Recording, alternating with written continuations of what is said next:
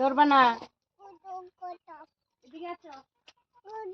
Hello বন্ধুরা, আমি আসাম থেকে স্বপ্না। আমার আবারও একটু নতুন মিনি ব্লগে তোমাদেরকে স্বাগতম। তো সবাই কেমন আছেন? আশা করি সবাই ভালো আছেন, সুস্থ আছেন। আমরাও মোটামুটি ভালো আছি। তো সবাই জানো আগের দিনকার ভিডিও করা হয় আর সেই ভিডিওটা এডিট করে রাত্রেবেলা পরের দিন ছাড়া হয়। এটা কিন্তু আমার ভিডিও আমার আজকে ছাড়তে অল্প লেট হয়ে গেল, কারণ আমি এডিট করতে পারছিলাম না সোনা বাবার জন্য। তো সবাই জানো আমার একটা ছোট্ট বাচ্চা আছে। তো যাই হোক, দেখো আমি সকাল সকাল উঠে কিন্তু সারা বাড়ি পরিষ্কার করে নিলাম, ঘর ঝাড়ু দিয়ে, উঠান ঝাড়ু দিয়ে নিলাম। সকাল সকাল উঠে দেখি একদম দিনটা মেঘলা মেঘলা হয়ে আছে, মানে বৃষ্টি হবে হবে অবস্থা হয়ে আছে। তো সকাল সকাল উঠে যদি এরকম দিন দেখি একদম আমার ভালো লাগে না, কাজ করতে তো একদম মন ইচ্ছেই যায় না, ইচ্ছেই করে না আমার।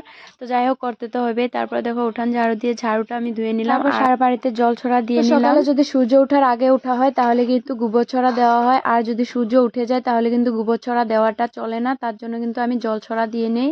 এটা কিন্তু উঠান ঝাড়ু দেওয়ার আমাদের গ্রামের বাড়িতে প্রায় সকলের বাড়িতেই কিন্তু সকালে ঘুম থেকে উঠে সূর্য ওঠার আগে উঠে আর গোবর ছড়াটা দিয়ে নেয়, কারণ এটা অনেকটা শুভ মনে করে। সত্যি কথা বলতে আমিও এটা শুভ মনে করি, কিন্তু অনেকদিন ধরে আমি কিন্তু সকালে উঠতে পারি না সোনা বাবার জন্য। তো যাই হোক, তারপরে দেখো আমি কিন্তু এইদিকে বাসন বর্তন ধুয়ে তারপরে রান্না বসিয়ে দিলাম। আর এটা দুপুরে ভিডিও। স্নান টান করে তারপরে আমি সোনা বাবাকে চুল কেটে দিচ্ছিলাম ঘুমানোর পরে, কিন্তু কারণ না ঘুমালে একদম চুল কাটা যায় না, এত মানে লড়চড় করতে থাকে আর বারবার কেচিটা ধরতে থাকে, ভয় হয় যদি কেচিতে হাত। তারপর কিন্তু আমি উল্টে পাল্টে নিয়ে ভালো করে চুলটা কেটে দিয়েছি। আর দিন ধরে প্রচুর গরম পড়েছে আর সবাই বলছিল ওর চুলগুলো লম্বা হয়েছে, তার জন্য কেটে দিচ্ছি।